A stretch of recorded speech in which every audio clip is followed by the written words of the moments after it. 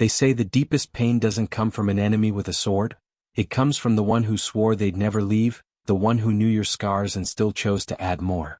That was the kind of heartbreak Jamal Reed never saw coming. He wasn't just dumped. He was discarded, like ambition meant nothing without dollars, like love had an expiration date stamped by circumstance. But this isn't just a sad story, it's the beginning of a comeback so savage, so glorious, it would shake the very world of the woman who walked away. Jamal was a 28-year-old black man living in Atlanta, Georgia, trying to build something out of nothing.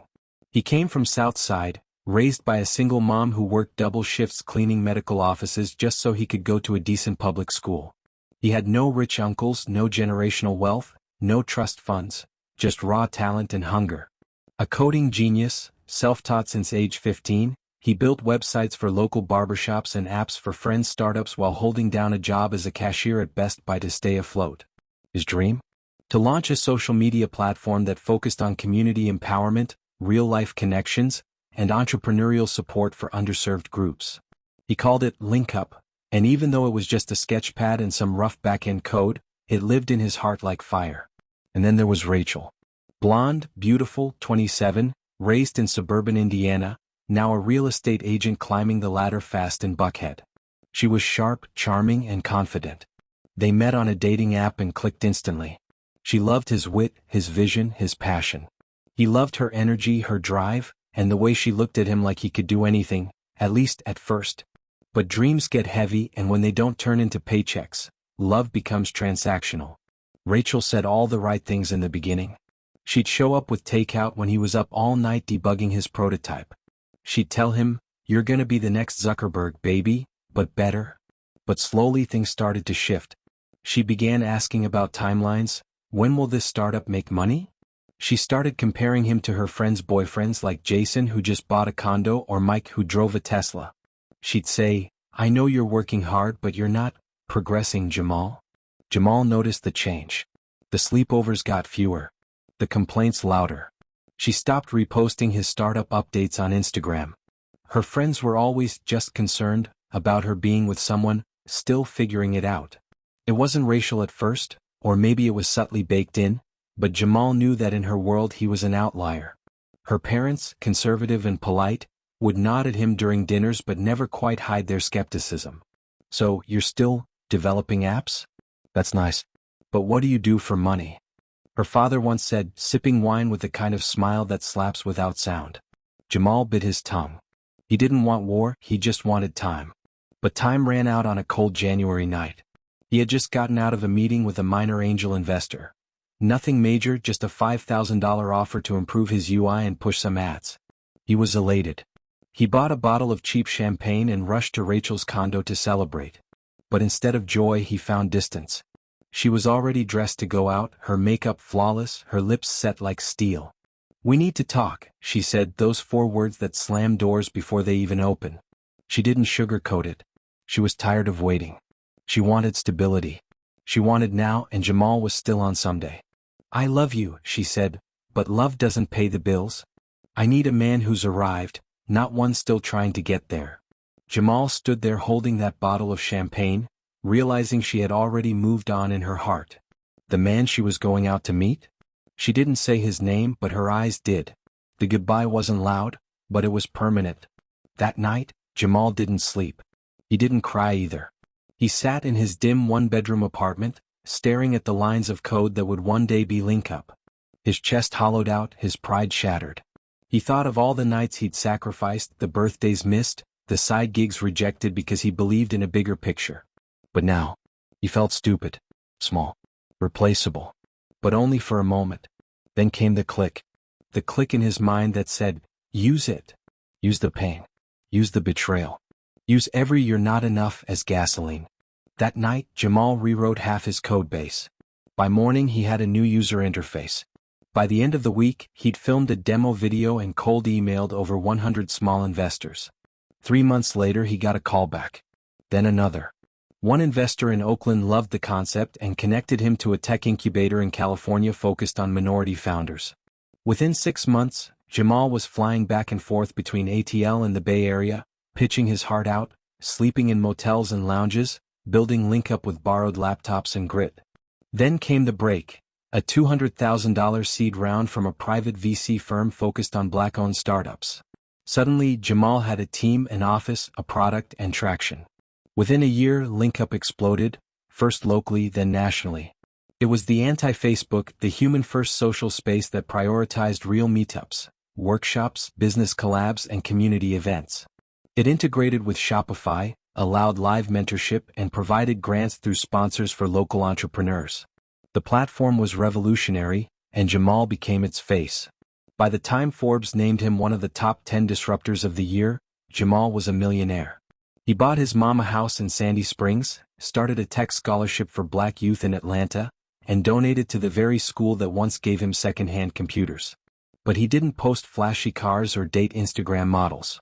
He stayed grounded, focused, intentional. Until one day he got a DM on Instagram, short, innocent, from Rachel. "Hey stranger, saw your Forbes article. Congrats. Proud of you." Jamal stared at the message for 10 minutes before replying, "Thanks. Hope you're well." She responded instantly. "Would love to catch up sometime. Grab coffee maybe?" No pressure. He didn't reply right away. He let it sit. Not out of bitterness but caution. Still, curiosity simmered. So he agreed, one meetup. Just to talk. They met at a rooftop cafe in Midtown, and when he walked in, Rachel was already there, smiling, looking more polished than ever but also somehow older, more fragile.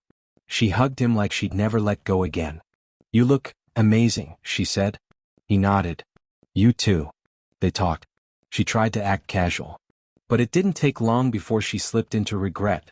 About how she left, about how she thought he wouldn't make it, about how lonely life had become with men who had money but no depth. "You were always the real one," she said. "And I was too blind to see it." Jamal listened. He didn't gloat. He didn't snap. He just listened. And when she finally leaned forward and whispered, "I'd love to start fresh. If you're open to it," Jamal sat back and smiled. But before he could answer, his phone buzzed. It was a call from his current girlfriend, Saad, a brilliant Nigerian-American AI engineer who co-founded LinkUp with him and was currently negotiating a major acquisition deal with Google. He answered briefly, whispered something in Yoruba that made Rachel blink, then ended the call. He turned back to Rachel, calm and collected. "I appreciate you reaching out," he said slowly. "And I'll never forget what we had. But I can't go backward, Rachel. I'm not the same broke dreamer you walked away from, and you're not the same girl I once loved." She looked wounded, then defensive. "So what, you think you're too good for me now?" He raised an eyebrow. "No. I just finally became good enough for myself." He stood up. "Take care of yourself." As he walked away, Rachel's face crumbled, not from embarrassment, but from the realization that the one who once begged for her love now no longer needed it. But what Jamal didn't know was that Rachel wasn't going to give up that easily. Because there are some people who don't let go, not even when the door is closed. And what she does next, it's not love. It's not redemption. It's something darker. Don't forget to like, comment, and subscribe for more powerful stories that uplift Black voices and expose hidden truths. There are breakups, and then there are exits so sharp they leave a scar that won't let you sleep at night. When Rachel watched Jamal walk away from that rooftop cafe without so much as a promise of a second chance, something inside her cracked. Not because she still loved him in the way love is meant to be felt, but because she realized he no longer needed her. The man she once left behind had not only succeeded, he had evolved. He had become bigger than the box she once fit him into. And worst of all, he walked away from her. At first she told herself it was fine, that she'd move on, that she could find someone else just as successful, just as brilliant. But it wasn't that simple. Because every time she opened Instagram or LinkedIn, there he was. Jamal Reed. In tech panels. On podcasts. In press features. Speaking at MIT. Posing with senators during a Capitol Hill Tech Summit on Black entrepreneurship. The algorithm, or perhaps fate itself, seemed to feed her a constant loop of what she'd lost. Her friends were following him. Her colleagues were talking about this impressive startup LinkUp, founded by some self-made Black guy from Atlanta. Even her boss asked her if she could reach out to Jamal about a possible collaboration for their firm's diversity outreach platform. Rachel couldn't ignore it anymore. She became addicted. She started visiting his company website daily, watching every video, memorizing the faces of his new inner circle, especially her. The co-founder, Saad Aluko. The woman who took her place. Saad was everything Rachel wasn't: fiercely intelligent, naturally beautiful, quietly powerful.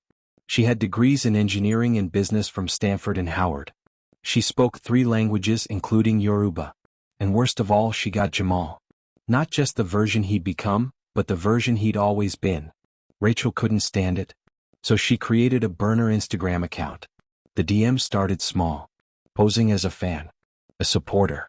Then a journalist. "I love what you're building with LinkUp. Would love to connect. Do you offer mentorship opportunities?" When Jamal didn't respond, she tried a new tactic. She reached out to his assistant and RSVP'd for an open networking event LinkUp was hosting in Atlanta for young entrepreneurs. A free low-key mixer. She registered under a different name, Lauren P. Caldwell. When she arrived that night, she was dressed in quiet elegance. Black dress, neutral makeup, hair in soft curls. She stayed toward the back of the crowd, blending in with the creatives and tech hopefuls while Jamal and Saad gave speeches and mingled with guests. But Rachel wasn't there to mingle. She was studying, watching, calculating. She noticed things. Jamal had grown more confident, but also more protective. He kept Saad close, rarely stepping far from her side. His smile was polite, but his eyes scanned constantly as if always reading the room. Rachel wanted to hate him. But she couldn't. In her mind he was hers. Her mistake. Her memory. Her unfinished chapter. She left that event with one obsession. She needed back in his life. And if he wouldn't open the door, she'd find a window. The next day, she reached out to a tech blogger she once dated. Someone with enough online credibility to be taken seriously, but naive enough to be manipulated. She fed him a lie. Told him there were whispers that LinkUp had data privacy concerns, that the platform may have been using user data to feed back-end deals without proper consent. It was a bold accusation. A dangerous one. And completely unfounded. But it worked. Within a week, the blog posted a speculative article. Subtle, not a hit piece, but enough to spark questions. Enough to draw attention. Jamal's team handled it professionally, but the internal tension was real. Saad immediately launched an internal audit. Jamal was furious, but he never suspected Rachel. Not yet. But Rachel wasn't done. She started showing up more. Not obviously. Not close enough to be noticed, but close enough to keep tabs. She joined black tech forums under fake names. Monitored LinkUp's press schedule. Even followed Saada's little sister on TikTok to get insight into their personal lives. What Rachel wanted was no longer love. It was access, power, control. Then came her next move, one that would shake the very ground Jamal stood on. Rachel contacted one of LinkUp's early investors anonymously, claiming she had inside information, that Saad was misrepresenting numbers in quarterly reports. Another lie. But it created doubt. The investor reached out to Jamal privately, asking for clarity. Jamal, confused, brought it up to Saad. The tension that followed was sharp, slicing into the trust they'd built. "I don't know where this is coming from," Saad said, hurt flashing in her eyes. "I don't either," Jamal replied, rubbing his temple. "But someone's trying to undermine us." That night, Jamal went home and looked through his DMs, emails, texts. He began seeing a pattern. Certain anonymous messages. Certain fake usernames. Certain emails asking odd questions. Then it hit him. A profile picture on a comment thread, just a flash of a woman's face cropped tight, but unmistakable. Rachel. He leaned back in his chair, stunned. She had been behind it. All of it. The sabotage. The rumors. The doubts. It wasn't random trolls or competitors. It was her. The woman who left him for being broke, was now stalking his success from the shadows. He wanted to confront her, but something told him to wait. To gather proof. Because Rachel wasn't acting out of heartbreak anymore. She was spiraling into obsession. And Jamal didn't know just how deep she was willing to go. Until one morning, Saad didn't show up to the office. No calls. No texts. No responses. Her phone? Turned off. Her apartment? Door unlocked. Laptop missing. Jamal stood in the hallway of her apartment complex, heart pounding, voice shaking as he called her name over and over, the sun rising over Atlanta like a warning. And then he saw it. A note. Folded and taped to her kitchen counter. No handwriting. Just one sentence typed in bold font. You should have taken me back when you had the chance. Don't forget to like, comment, and subscribe for more powerful stories that uplift Black voices and expose hidden truths. Silence. Deafening, sterile silence. The kind that fills your ears in the moments after an explosion, when your brain is still catching up to the damage. That was the only thing Jamal heard as he stood inside Saada's apartment, holding the note with trembling fingers. The lights were still on. Her shoes were still by the door. Her phone charger was plugged in beside the couch, but the phone was gone, along with her laptop, her keys, and most disturbingly, her. He stared again at the note. You should have taken me back when you had the chance. It was typed. No signature. No handwriting. No clue who delivered it. But Jamal didn't need a signature. Every word screamed Rachel. Not the Rachel he once knew, the real estate agent with charm and big dreams. No, this was a different Rachel, a woman twisted by rejection, bruised by her own ego, consumed by a need to possess what she once walked away from. He tried to stay calm. He checked her location, disabled. Tried her family. No answers. Even her mother in Houston said she hadn't heard from Saad in 2 days. That's when the panic hit like a punch. Saad wouldn't disappear like this. She was precise, organized, meticulous. This wasn't a ghosting, it was a vanishing. He raced back to his condo, cracked open his home security drive, and pulled up the cloud footage from last night. Nothing at first, just him getting home late, talking to a link-up board member on the phone. But then, 2:48 a.m., movement on the hallway camera. A woman. Black hoodie. Baseball cap pulled low. No face visible, but the figure paused just outside his front door. Looked up into the lens. Then, held something up. A printed picture. Jamal leaned forward. It was an old photo. Of him and Rachel, smiling. Happy. In love. And just before the woman disappeared from the frame, she raised her middle finger to the camera. The next few hours were a blur. Jamal filed a missing persons report. Called everyone in his network. A few of his investor friends offered to hire private security. His CTO volunteered to scrub digital traces. But as word spread inside LinkUp that Saad had vanished, questions exploded across Slack threads and private emails. Was she in danger? Was she fleeing something? Was there something internal happening? Jamal did his best to stay composed. Publicly, he issued a vague statement about an unforeseen emergency, buying time. But privately, he was spiraling. Rachel had gone from nuisance to threat. And he'd underestimated her. He returned to her Instagram, the real one. It hadn't posted since Christmas. He noticed something odd. Her stories archive was gone. What? Her LinkedIn was still up, but now said she was pivoting to private consulting, whatever that meant. He tried calling her, but of course she didn't answer. So he used an old tech friend from DC, someone in cybersecurity circles, to dig deeper. 24 hours later, the results came in. Rachel had recently booked a storage unit under a fake name, Lauren Caldwell, the same alias she used at the LinkUp mixer. And what she'd been storing there. Laptops. Hard drives. Surveillance equipment. One even had GPS software and keylogging tools. She's been tracking you, his friend said over the encrypted line. And possibly Saad too. Jamal felt sick. This wasn't jealousy anymore. It was criminal. He needed to find her. Fast. That night, a mysterious package was delivered to the LinkUp headquarters. No return address. No label. Just a white padded envelope left at the front desk. Security passed it to Jamal without opening it, assuming it was another PR kit or early product sample. Inside the package? A single USB stick. No note. No label. He didn't plug it into any office computer, he wasn't that foolish. Instead, he drove to an old laptop at his mom's house, the same battered Dell he'd used to build the first prototype of LinkUp, and opened the drive. Inside was only one folder. /watch_yourself. He clicked it open. There were videos. Dozens of them. Surveillance footage. Of him. Clips from his condo hallway. From restaurants. Parking garages. Some looked like they'd been shot through a long lens, others from security feeds. Some were very recent. Some were months old. There was even one from last week. Him and Saad having dinner, laughing. And suddenly the camera zoomed in on Saada's hand, where she reached across the table to touch his. Jamal's throat tightened. Another video, Saad walking to her car after work, alone. Time-stamped, 48 hours before she vanished. The final video was different. It showed Saad sitting in what looked like a small, dimly lit room, blindfolded. Her hands tied. She was breathing hard, clearly frightened. A voice behind the camera spoke. A woman's voice. "Oh, come. Familiar. You took everything, Saad. Now I'll show you what it feels like to lose everything too."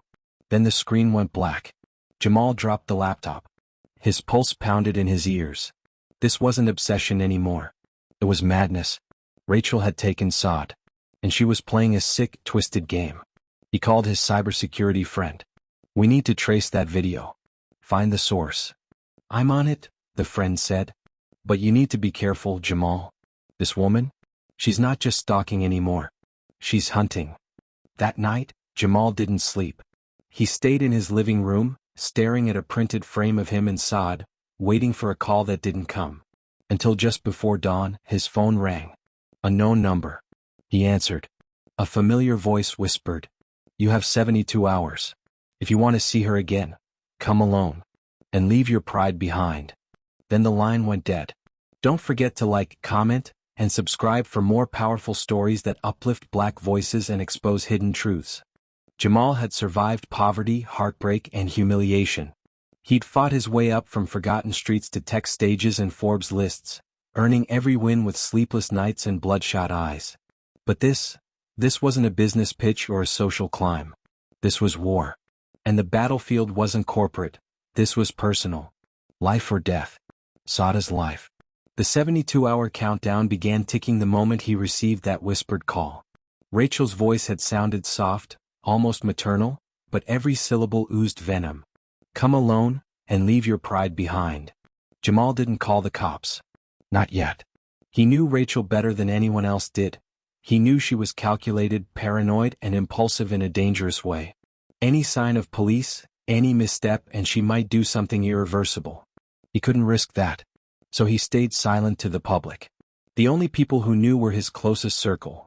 His mom, his cybersecurity contact Malik, and 2 link-up board members sworn to secrecy. Malik worked around the clock to trace the source of the video. After 12 grueling hours, they narrowed it to an abandoned industrial zone on the outskirts of East Point, Georgia, an old textile warehouse compound shut down since 2003. The signal was faint, bounced through VPNs and proxies, but Malik was confident. That's where she's holding her. Jamal didn't wait. He packed a bag, nothing dramatic. Just water, flashlight, power bank, phone, a pocket knife.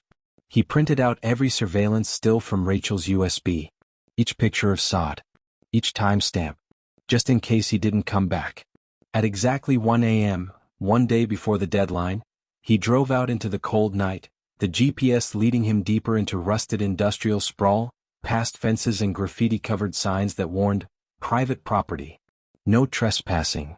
The warehouse loomed like a corpse under the moonlight, the structure half collapsed in places, shadows hanging like curtains from broken windows. He parked a block away and approached on foot. Every step felt like walking into a past he thought he buried. He remembered Rachel's smile.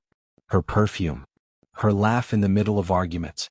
The way she used to say, "You're brilliant, baby," when he showed her his earliest designs.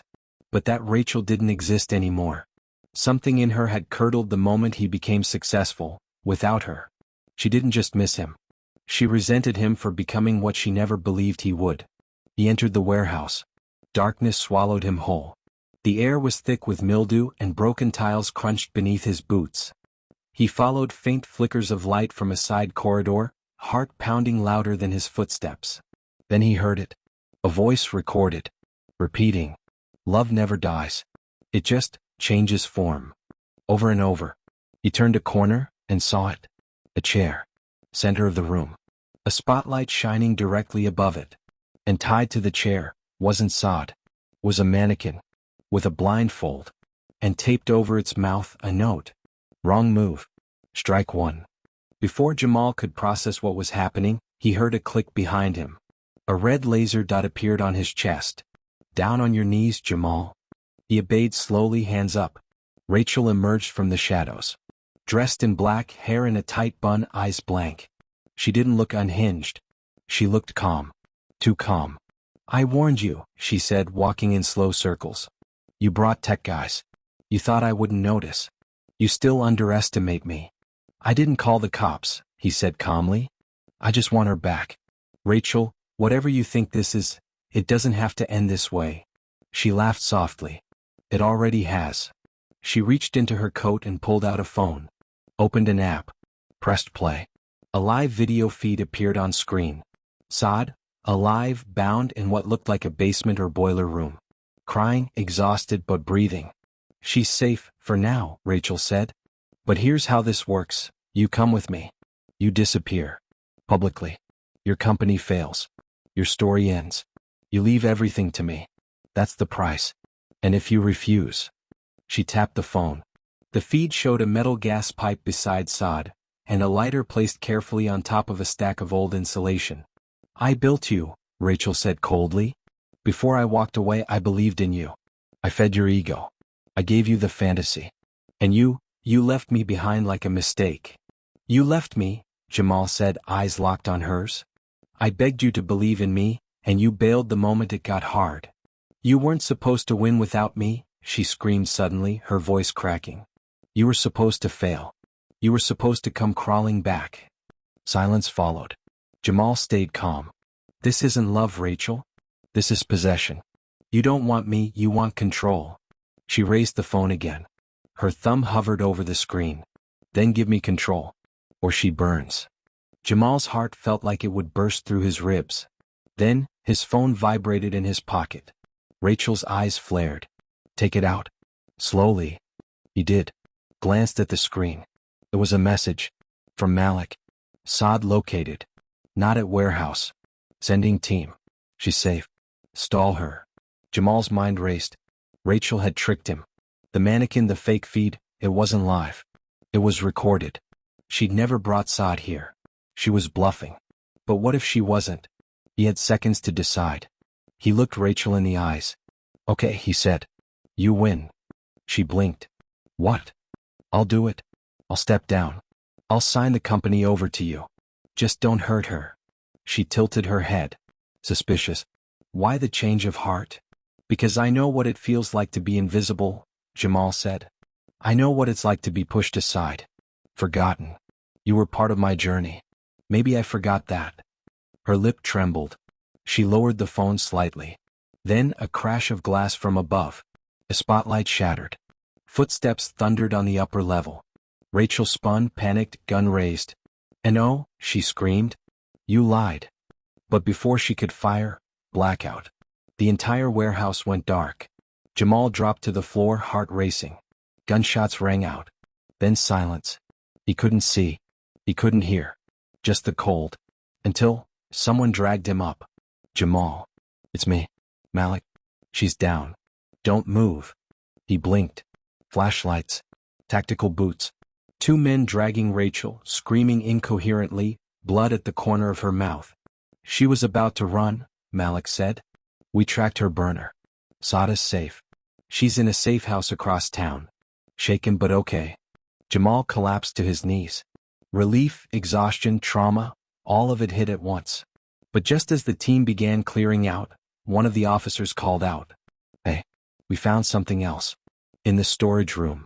They pulled out a box. Inside it, papers. Photos. Journals. Letters. Dates.